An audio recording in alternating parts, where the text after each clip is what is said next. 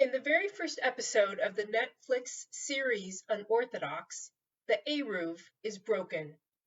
This is what causes the main character Esty to leave with nothing more than whatever she can hide in her clothes and in her pockets.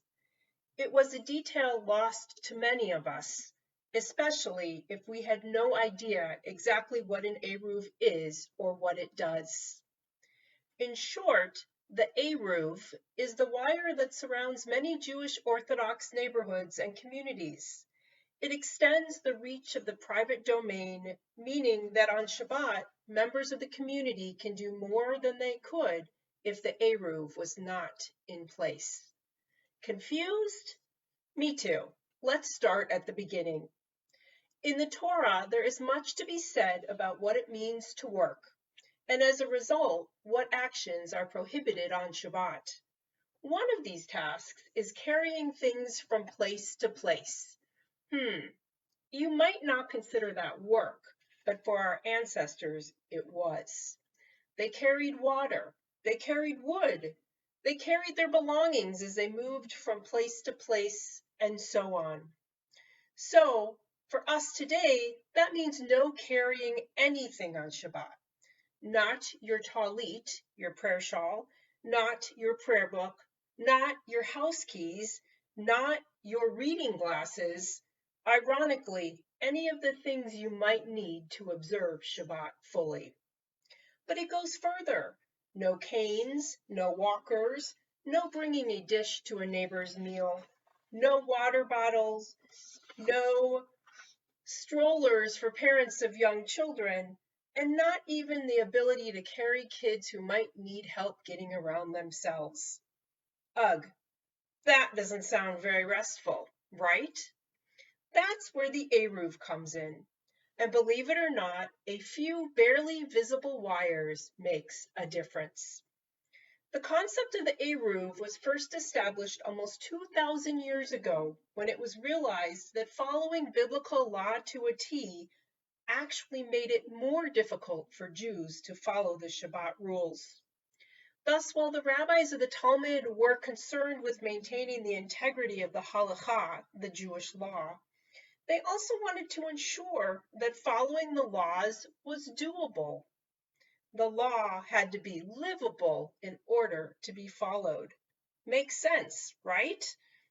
The compromise, the Eruv extends the private domain. It extends the inside of the house into the public domain to the outside of the house.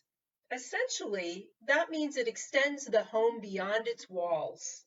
The term Eruv refers to the mixing of domains and is shorthand for Eruv Hazerot, the mixing of domains, the private and the public ones. Interestingly, an Eruv does not allow for carrying items otherwise prohibited by Shabbat. Therefore, one cannot carry money or a cell phone even within the Eruv. One can only carry those items that add to the oneg, the joy of Shabbat. Some see the Eruv as a legal technicality, a loophole, a way to get around the law. Others maintain that because it is used rather than allowing people to just carry anything anywhere, technicality or not, it is a form of showing respect for the law and tradition. More than 200 cities around the world are partially encircled by an Eruv.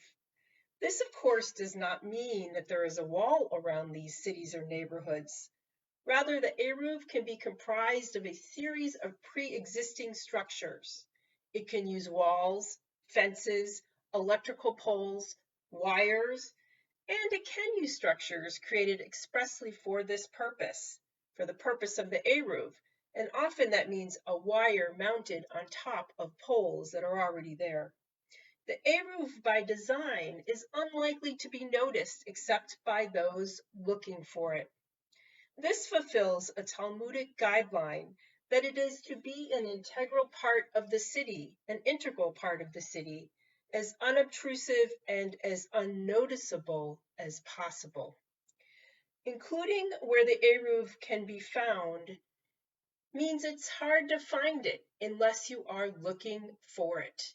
That is why there are maps of Eruvs available online, including where the Eruv is here in Pittsburgh if you are local. Ultimately, the Eruv is a symbol of the private sphere, one that communities come together to create.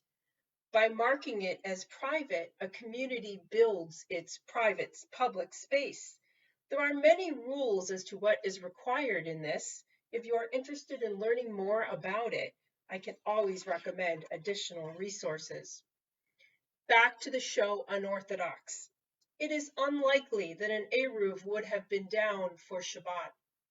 Every community has a plan in place to routinely check the Eruv to see if wind or a fallen branch may have broken the line. Usually this check occurs on Thursday in order for there to be plenty of time to make the necessary repairs before Shabbat begins. In modern times, the Eruv has been referred to as an invisible wall of freedom. It brings about increased Shabbat observance and social interaction by extending the private domain of the home into a shared space. It has also been nicknamed, using the Yiddish word for carrying, the magic schlepping circle. Truly, for Orthodox communities, the Eruv continues to be instrumental in bringing oneg, in bringing joy to our day of rest.